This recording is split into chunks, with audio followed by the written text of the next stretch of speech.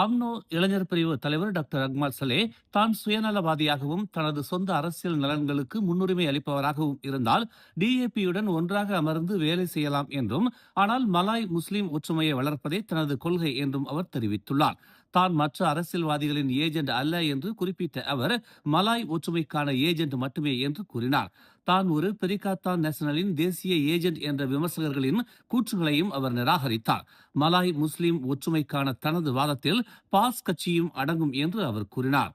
ஜாஸின் UMNO பிரிவு தலைவரான Akmal DAP உடன் இணைந்து பணியாற்ற விரும்பினால் பாஸ் கட்சியின் ஜூல்கிஃப்லி இஸ்மாயில் தற்போது வகிக்கும் ஜாஸின் நாடாளுமன்ற தொகுதியை வெல்ல முடியும் என்ற நம்பிக்கை இருப்பதாக அவர் கூறினார்.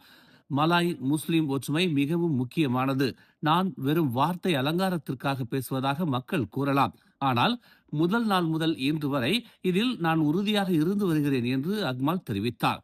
மலாய் முஸ்லிம் ஒற்றுமையின் பார்வை அம்னோ, பாஸ் மற்றும் பெர்சாத்துவுக்கு மட்டுமே உள்ளதா என்று கேட்டபோது அது இந்த மூன்று கட்சிகளுக்கும் மட்டும் மட்டுப்படுத்தப்பட வேண்டியதில்லை என்றும் அக்மால் கூறினார். PKRல் ஒரே மாதிரியான போராட்டத்தை பகிர்ந்து கொண்டு எங்கள் லட்சியத்தில் நம்பிக்கை கொண்ட மலாய்க்காரர்கள் இருந்தால் அவர்கள் வரவேற்கப்படுகிறார்கள், எந்த பிரச்சனையும் இல்லை என்று அக்மால் மேலும் கூறினார். மேலும் செய்திகளை தெரிந்து கொள்ள தமிழ் மலர் இணையதளம், தமிழ் மலர் செயலி மற்றும் மலர் டிவி யூடியூப் சேனலை வலம் வாருங்கள். எங்களோடு இணைந்திருக்க மலர் டிவியை பதிவு செய்து கொள்ளுங்கள்.